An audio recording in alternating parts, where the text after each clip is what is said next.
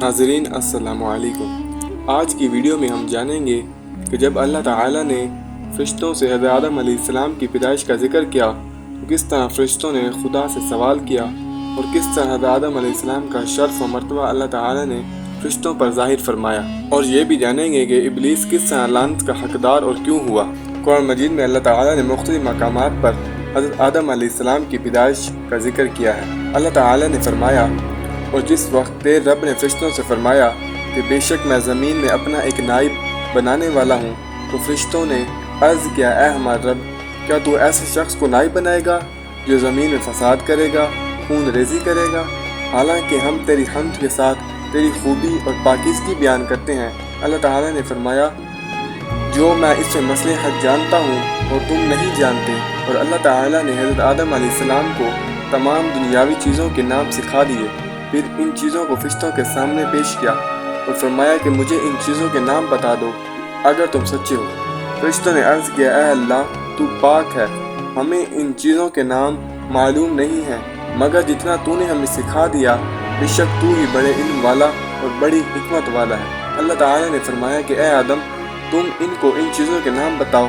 بس جب آدم علیہ السلام نے فرشتوں کو ان چیزوں کے نام بتلا دیے تو اللہ پاک نے فرمایا، کیا میں نے تم سے نہیں کہا تھا کہ تحقیق میں آسمانوں اور زمینوں کے غیب جانتا ہوں، اور جو تم ظاہر کرتے ہو اور جو تم چھپاتے ہو؟ اب یہاں پر سوال یہ پیدا ہوتا ہے کہ اللہ تعالیٰ نے حضرت آدم علیہ السلام کو کن چیزوں کے نام سکھائے؟ حضرت مجاہد فرماتے ہیں کہ اللہ تعالیٰ نے حضرت آدم علیہ السلام کو ان تمام چیزوں کے نام سکھائے جس کی دنیا میں ضرورت تھی۔ قرآن مجید کی ایک آیت وَعَلَّمَ آدَمَ الْأَسْمَاءَ كُلَّهَا سے ظاہر ہوتا ہے کہ اسماء کی تفصیل کے متعلق حضرت ابن عباس کا فرمان ہے کہ الاسماء سے مراد وہی نام ہیں جو لوگوں کے درمیان بول چال میں معروف و مشہور ہیں، جیسے کہ انسان، جانور، زمین، میدان، سمندر، پہاڑ، اونٹ اور گدھا وغیرہ۔ در حقیقت اللہ تعالیٰ نے حضرت آدم علیہ السلام کو دنیا کی ہر چھوٹی بڑی چیز اور ان کے افعال و اقواس کے نام بتا دیے کہ وہ ان سے بھرپور طریقہ سے فائدہ اٹھائیں۔ اللہ تعالیٰ نے قرآن مجید میں فرمایا کہ میں جب اس کو اچھی طرح بنا لوں اور اس میں اپنی روح ڈال دوں تو تم اس کے لیے سجدہ کرتے ہوئے گر جانا۔ اس آیت میں آدم علیہ السلام کا شرف و مرتبہ چار لحاظ سے ظاہر ہو رہا ہے۔ اللہ تعالیٰ نے اس کو اپنے ہاتھ سے بنایا، اس میں اپنی روح ڈالی، فرشتوں کو اس کے لیے سجدہ کرنے کا حکم دیا اور اس کو تمام اشیاء کے نام بتائے۔ اور اللہ تعالیٰ نے قرآن مجید میں فرمایا، اس وقت کو یاد کرو جب تیرے رب نے فرشتوں سے فرمایا کہ مٹی میں سے ایک انسان بنانے والا ہوں، جب میں اس کو اچھی طرح بنا لوں اور اس میں اپنی روح پھونک دوں تو اس کے لیے سجدہ میں گر جانا۔ بس سب فرشتوں نے سجدہ کیا مگر ابلیس نے سجدہ نہ کیا، اس نے تکبر کیا اور کافروں میں سے ہو گیا۔ اللہ تعالیٰ نے فرمایا کہ اے ابلیس، تجھے کس چیز نے روکا تھا؟ اس نے کہا کہ میں اس سے بہتر ہوں، تو نے مجھے آگ سے پیدا کیا اور اس کو مٹی سے بنایا۔ اللہ تعالیٰ نے فرمایا، تو اس جنت سے نکل جا۔ اس نے کہا، اے میرے رب، ان کے دوبارہ اٹھائے جانے تک مجھے مہلت دے۔ اللہ تعالیٰ نے فرمایا کہ وقت معلوم کے دن تک تجھے مہلت ہے۔ اس نے کہا، اے رب، مجھے تیری عزت کی قسم، میں ان تمام بنی آدم کو ضرور گمراہ کروں گا مگر ان میں سے جو تیرے مخلص بندے ہیں وہ محفوظ رہیں گے۔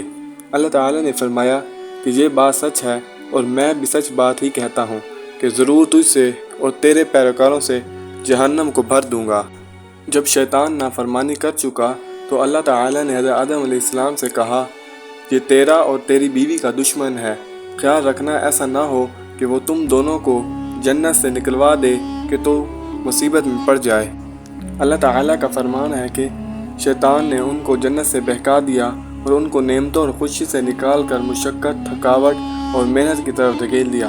شیطان نے ان کے دل میں وسوسہ ڈالا اور اللہ کی نافرمانی کو ان کے لیے خوبصورت کر کے پیش کیا۔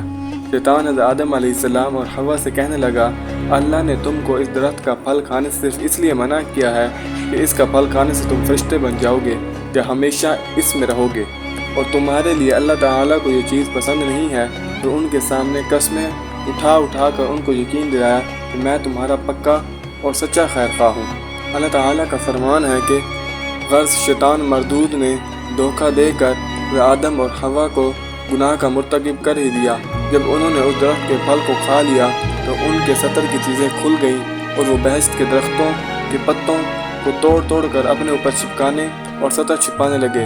इस हदीस मकाम पर अल्लाह ताला ने फरमाया कि तो दोनों ने इस दरख्त का फल खा लिया तो इन पर उनकी शर्मगाहें जाहिर हो गईं और वो अपने बदनों पर बहश्त के पत्ते चिपकाने लगे। और आदम से पहले ही हज़रत हव्वा ने इस दरख्त का फल खाया था और उन्होंने हज़रत आदम अलैहिस्सलाम को इस फल खाने पर उकसाया था। लेकिन इस बात में इख्तिलाफ है कि पहले हज़रत हव्वा या हज़रत आदम अलैहिस्सलाम ने फल खाया था। जब हज़रत आदम और हव्वा दोनों फल खा चुके तो अल्लाह ताला ने उनको पुकारा और फरमाया, तुम दोनों को इस दरख्त से मना ना कर चुका था मैं, और ये ना कह चुका था कि शैतान तुम्हारा सरी दुश्मन है। बस फिर अल्लाह ताला ने फरमाया, तुम दोनों यहाँ से उतर जाओ, तुम आपस में एक दूसरे के दुश्मन हो।